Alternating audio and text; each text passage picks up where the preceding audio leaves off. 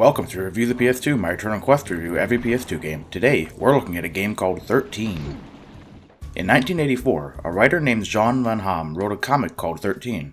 It was a big success, and new volumes are still being released. The comic was popular enough to warrant having a TV series, a TV film, and yes, a video game adaptation. But, you already knew that. 13 as a video game follows the basic premise of the comic's plot with some liberties taken. You play as a man who wakes up on a beach with no memory and with the number 13 tattooed on his collarbone. Soon enough, you're arrested and accused of assassinating the president. And they have proof of it. Whoops. It's gripping and mysterious, and you really feel motivated to figure out your true identity, as well as the identities of the 20, a group of 20 conspirators who are plotting to topple the US government. I wonder what their motivation is. I'm stumped. The story is really good, but do not play 13 for the story. It ends on a frustrating cliffhanger, and so if you are interested in how the story turns out, read the comic instead.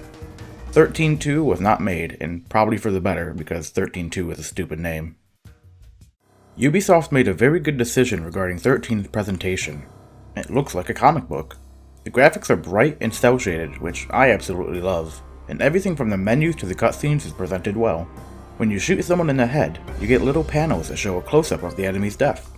If an enemy is behind a wall, you can find his position by actually looking for the tap sounds he makes while walking. I adore how they are able to turn a graphical theme into an actual gameplay mechanic. It reminds me of Comix Zone, which is my favorite Genesis game. This is 13's best quality, hands down. However, good graphics do not necessarily make for a good game. 13 is a first-person shooter, but the shooting aspect is shallow.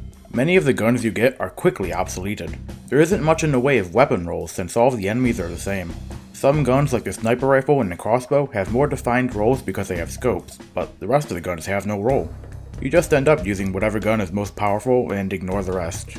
I will praise the game's auto-aim, however. The DualShock analog stick isn't known for its precision, and so each gun in the game has its own auto-aim to account for this.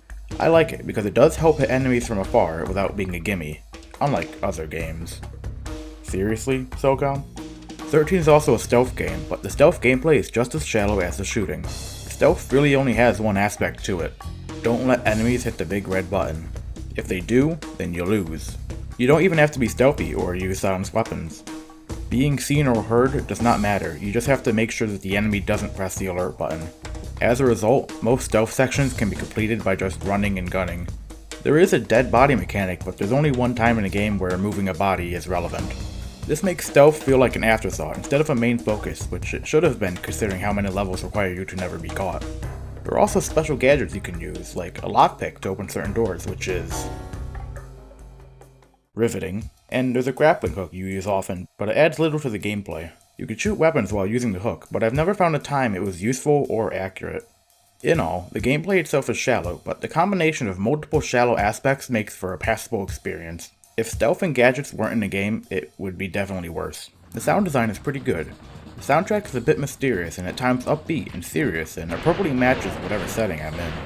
It should also be noted that Adam West voices a major character, which is great. Hey, errand boy, come here, I gotta take another leak.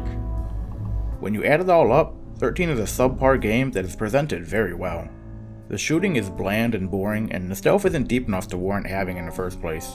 If you want to play it for the story, I suggest reading the comic series, you will get much more enjoyment out of that. I can't recommend it for anyone who is a fan of shooters or stealth games, nor can I recommend it because of its presentation alone. I've decided to drop the number-based rating system. It's too subjective and it's hard to differentiate between 4s and 5s.